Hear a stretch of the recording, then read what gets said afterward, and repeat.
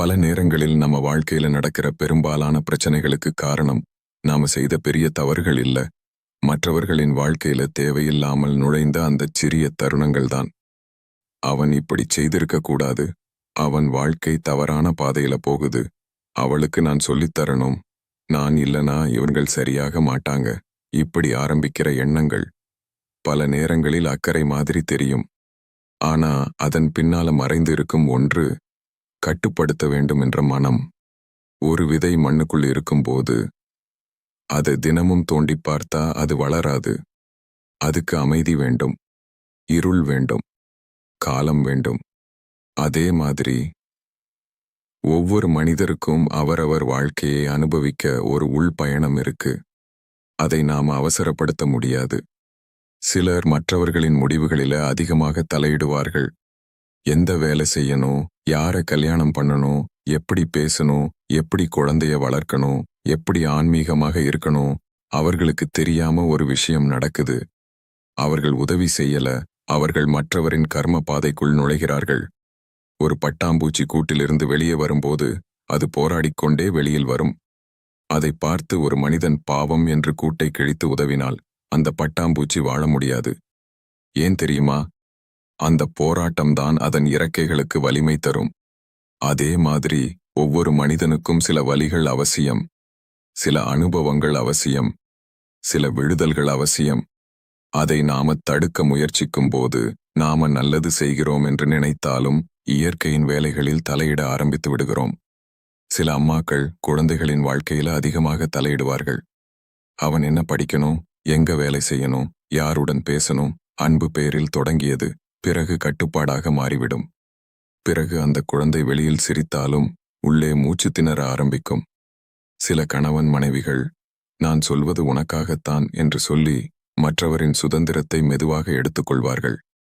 அது அன்பு இல்லை, அது பயம். ஒருவரை இழந்து விடுவோமோ என்ற பயம் அவரை கட்டுப்படுத்த ஆரம்பிக்கும். சில நண்பர்கள் மற்றவரின் வாழ்க்கையை விமர்சனம் செய்வதிலவே மகிழ்ச்சி காண்பார்கள். அவள் இப்படித்தான், அவன் குணமே அப்படி, அவர்களால எதுவும் ஆகாது. இந்த வார்த்தைகள் வெறும் பேச்சு இல்லை, அது ஆற்றல். ஒருவரை பற்றி தொடர்ந்து தவறாக பேசும்போது அந்த எதிர்மறை அதிர்வு முதலில் நம்முள்ளேயே சேமிக்கப்படும்.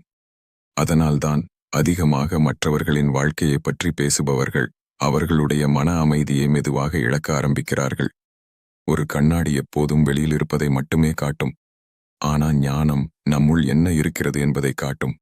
நாம் ஏன் மற்றவர்களின் வாழ்க்கையில தலையிடுகிறோம்? பல நேரங்களில் நம்ம வாழ்க்கையை நேராக பார்க்க முடியாததால்.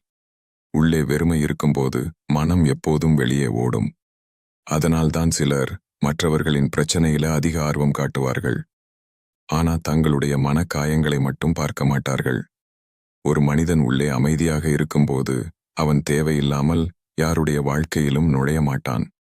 அவன் புரிந்து கொள்வான், ஒவ்வொருவருக்கும் அவரவர் நேரம் இருக்கு, அவரவர் அனுபவம் இருக்கு, அவரவர் விழிப்பு இருக்கு என்று. மரத்தில் இருக்கும் பழம் அதற்கான நேரம் வந்தால் தானாக பழுக்கும். நாம இழுத்து பழுக்க வைக்க முடியாது. அதே மாதிரி ஒரு மனிதனின் மாற்றமும் அவனுடைய உள் விழிப்பால் தான் வரும், அழுத்தத்தால் வராது. சில நேரங்களில் நாம் சொல்லும் ஒரு வார்த்தை ஒருவரின் மனதில் வருடங்கள் காயமாக இருக்கும். உன்னால முடியாது, நீ சரியில்லை, நீ தவறு. இந்த வார்த்தைகள் சாதாரணமா தோன்றலாம், ஆனா சிலருக்கு அது வாழ்நாள் முழுக்க உள்ளே ஒலிக்கும்.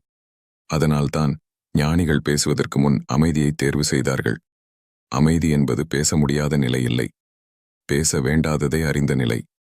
ஒரு ஆழமான மனிதன் ஒவ்வொரு விஷயத்திற்கும் கருத்து சொல்ல மாட்டான். இப்போது உலகத்தில் ஒரு பெரிய பிரச்சனை என்ன தெரியுமா? யாரும் கேட்கவில்லை, ஆனா எல்லோரும் அறிவுரை சொல்கிறார்கள்.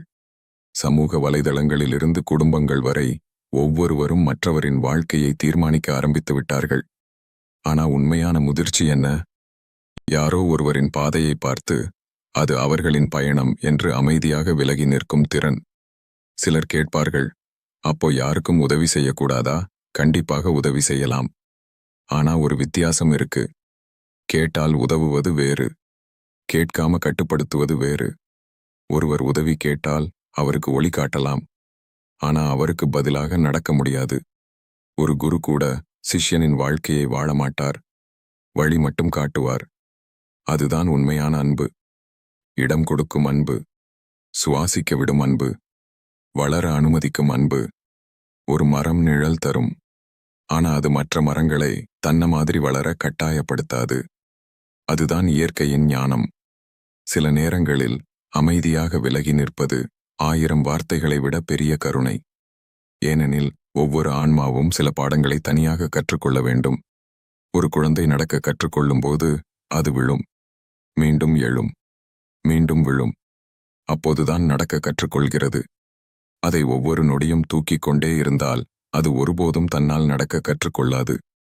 அதேபோல ஒவ்வொரு மனிதனுக்கும் சில தோல்விகள் அவசியம், சில தனிமைகள் அவசியம், சில மௌனங்கள் அவசியம். இப்போது பலர் அமைதியை பலவீனம் என்று நினைக்கிறார்கள். ஆனா உண்மையில் அமைதி என்பது மிகப்பெரிய சக்தி. பதிலடி கொடுக்க முடிந்தும் அமைதியாக இருப்பது சக்தி. எல்லாம் தெரிந்தும் தேவையில்லாமல் தலையிடாமல் இருப்பது ஞானம். ஒவ்வொரு விஷயத்திற்கும் கருத்து சொல்லாமல் இருப்பது முதிர்ச்சி. ஒருவர் உங்களைப் பற்றி தவறாக நினைக்கலாம், தவறாக பேசலாம், புரிந்து கொள்ளாமல் போகலாம். அதற்கெல்லாம் பதில் சொல்லிக் கொண்டே இருந்தால் உங்கள் வாழ்க்கை முழுவதும் விளக்கம் கொடுப்பதிலேயே போய்விடும். சில நேரங்களில் அமைதியே மிக அழகான பதில்.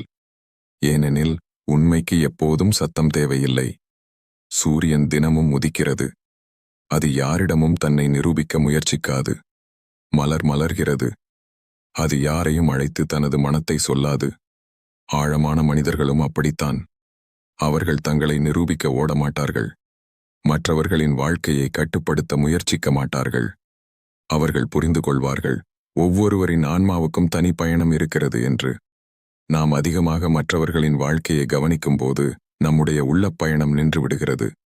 ஆனா நாம் நம்முள் திரும்பும்போது ஒரு பெரிய மாற்றம் ஆரம்பிக்கிறது. பிறகு மற்றவர்களை திருத்த வேண்டும் என்ற அவசரம் குறையும். நிரூபிக்க வேண்டும் என்ற ஆசை குறையும்.